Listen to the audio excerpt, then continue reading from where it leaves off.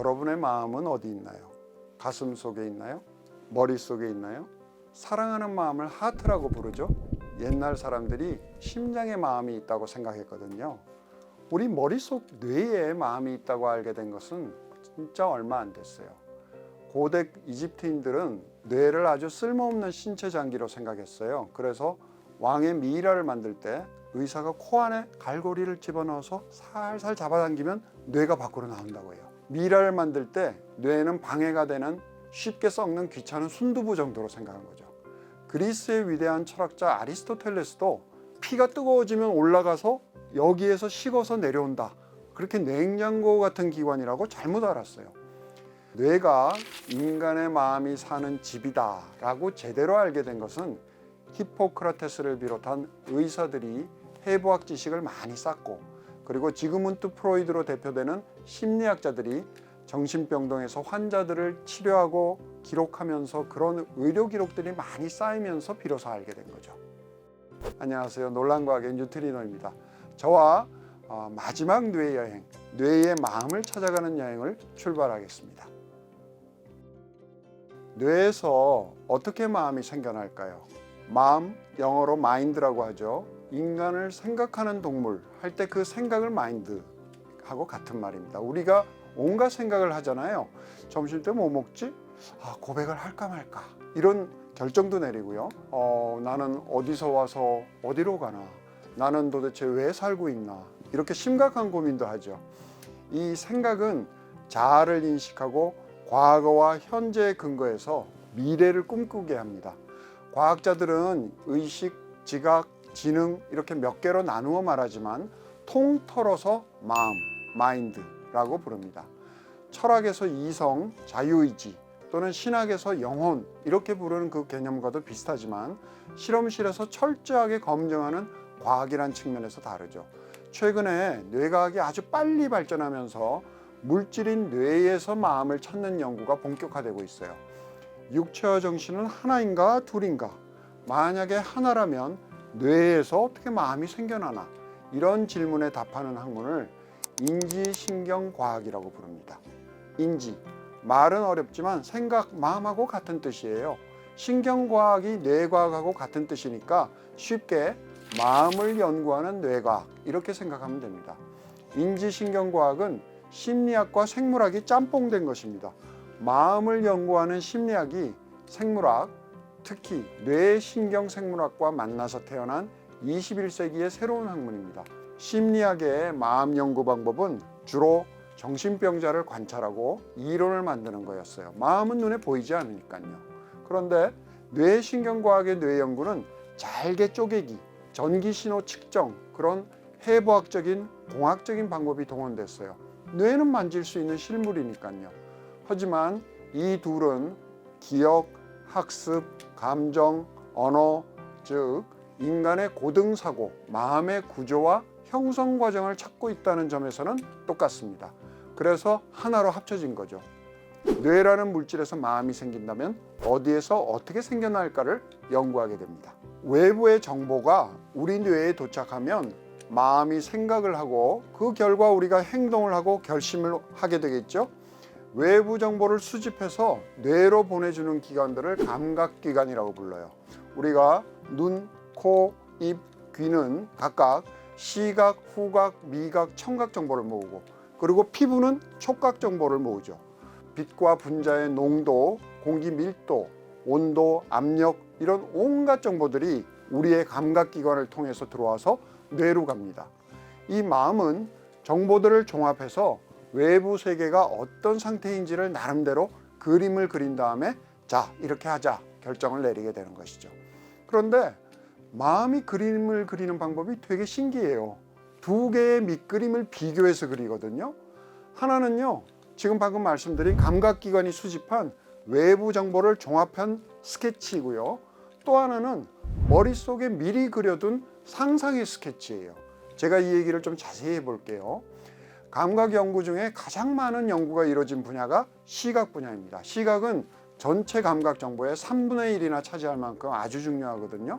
그래서 학자들은 오래전부터 또 화가들도 세상을 본다는 게 무슨 뜻인지, 신체의 어떤 신경회로를 타고 형상이 마음에 새겨지는지 그 비밀이 궁금했어요.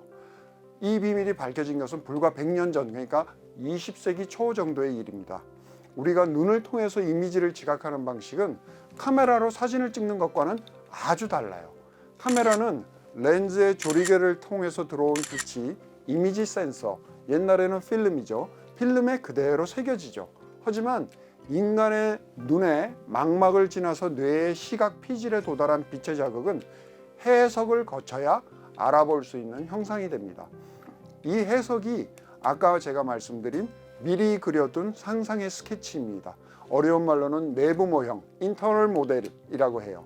뇌의 신경회로에 미리 내장되어 있는 추측 규칙이죠.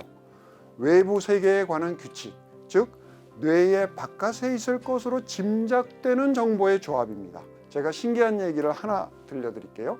눈에서 수집한 외부의 빛에 조각된 정보는 일단 시상, 탈라무스란 곳으로 보냅니다. 시상은요, 우리 냄새를 뺀 시각, 청각, 미각, 촉각 모든 감각 정보가 다 모이는 물류센터, 아니면 도서관 그런 곳이에요. 여기에서 이미지 정보는 뇌의 시각 피질로 보내고 냄새 정보는 뇌에 있는 후각 피질로 보내고 이렇게 각각 분류를 하죠. 그런데 시상에서 시각 피질로 가는 신경회로보다 시각 피질에서 시상으로 가는 신경회로가 10배나 더 많아요. 이게 무슨 말이냐? 눈에서 모은 외부의 빛 정보 스케치가 한 장이라면 시각 피질에서 미리 만들어 놓은 예측 스케치가 무려 10장이라는 이야기입니다. 카메라처럼 렌즈로 들어오는 빛의 조각, 영어로 포톤, 광자라고 하죠. 그 빛의 조각을 모자이크해서 그림을 그리는 게 아닙니다.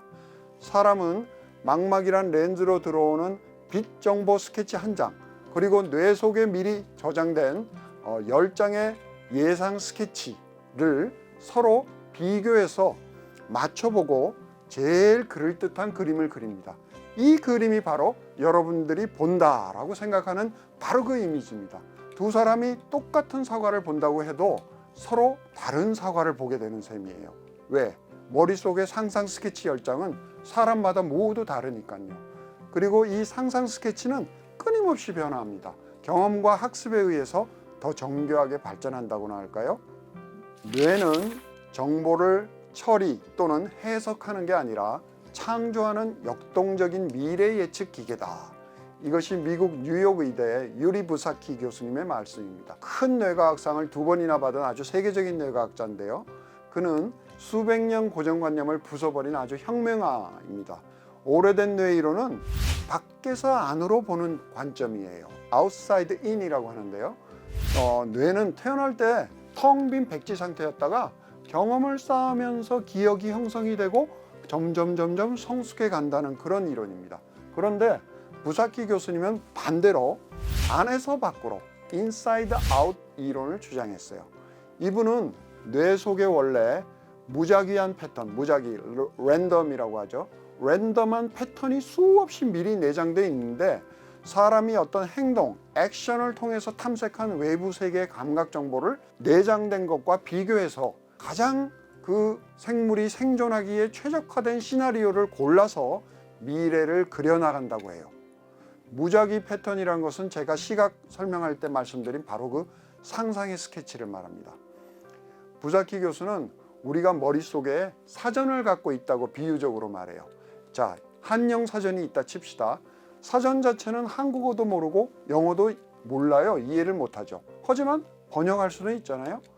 뇌는 모든 번역 패턴이 그 속에 미리 존재하는 넌센스 사전, 무의미 사전이라고 할 수 있다는 겁니다. 행동으로 획득된 경험을 통해서 이 패턴은 어떤 의미를 점점 갖게 되죠. 뇌는 두개골 속에 아주 좁고 컴컴한 방 속에 갇혀 있는 죄수라고 생각하면 됩니다. 바깥쪽을 볼 수도 없고 냄새를 맡을 수도 없죠.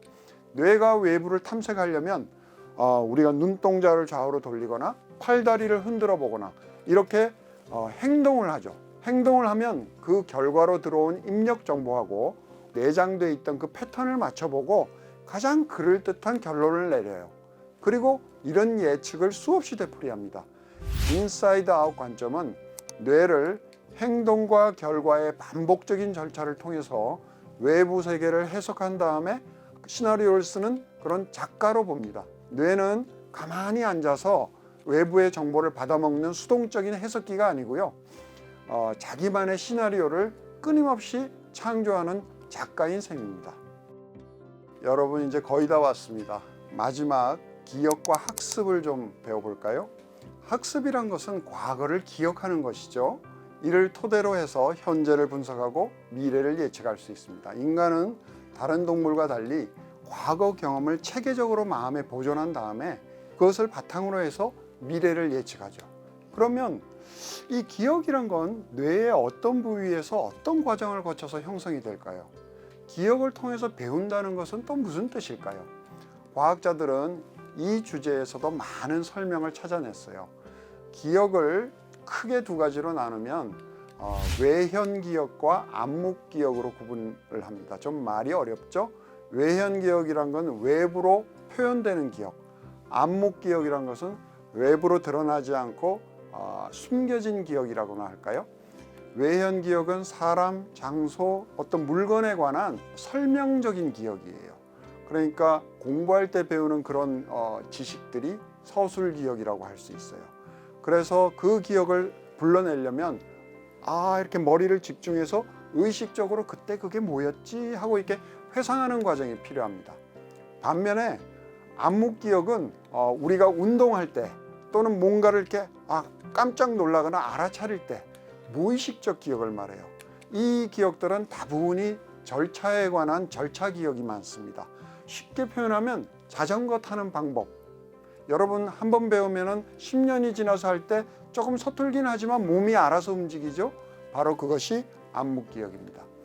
뇌는 낮에 경험했던 단기 기억들을 밤 동안에 해마라는 부위에서 재분류를 해서 대뇌의 피질, 껍데기 부분 있죠? 거기에 장기 창고가 있어요. 기억 창고에 저장을 해요. 단기 기억을 이렇게 장기 기억으로 저장을 하는 과정을 고착화, 어려운 말로 consolidation, solid하게, 단단하게 만든다는 뜻이죠. 이 고착화가 일어나려면 아주 아까 말했듯이 의식을 집중을 해야 되고 또 여러 번 반복하는 절차가 필수적이에요. 단기 기억이 장기 기억으로 저장될 때는요, 우리 뇌신경세포 간의 연결 부위인 시냅스의 가지수가 증가하는 물리적인 변화도 생깁니다. 우리가 산에 가다 보면 이렇게 사람들이 자주 다니는 등산로가 처음엔 오솔길이었다가 점점 넓어지잖아요. 바로 그런 원리인 거죠. 심지어는 뇌 속에 있는 기억과 학습의 기관인 해마에서는 밤새도록 10만 분의 1초 단위로 쪼갠 짧은 영상, 짤이라고나 할까요? 낮 동안에 우리가 습득한 토막 정보를 10만 개의 뉴런이 한 번에 3,000번이나 반복해서 계속 틀어보면서 그 중에 장기 기억으로 추려서 갖고 갈 만한 쓸만한 정보를 계속 선별을 합니다. 달인이 되려면 1만 시간이 필요하다고 하잖아요. 1만 시간의 법칙 들어보셨죠? 수없이 많은 훈련을 거듭해야 달인이 되지만 뇌도 외부에서 밀려드는 그런 홍수 같은 정보들 중에서 살아남는 데 필요한 경험만 쏙 골라서 뇌에 오래 새겨두기 위해서 선택과 집중을 하고 밤새도록 수천 번 하는 반복, 이런 것들을 이미 일상화하고 있는 것이죠. 우리가 뇌에서 한 수 배워야 되겠죠. 그동안 뇌과학 탐험을 저와 함께 5번이나 떠나주신 우리 구독자 여러분 감사합니다. 다음에 또 다른 주제로 찾아뵙겠습니다. 안녕히 계세요.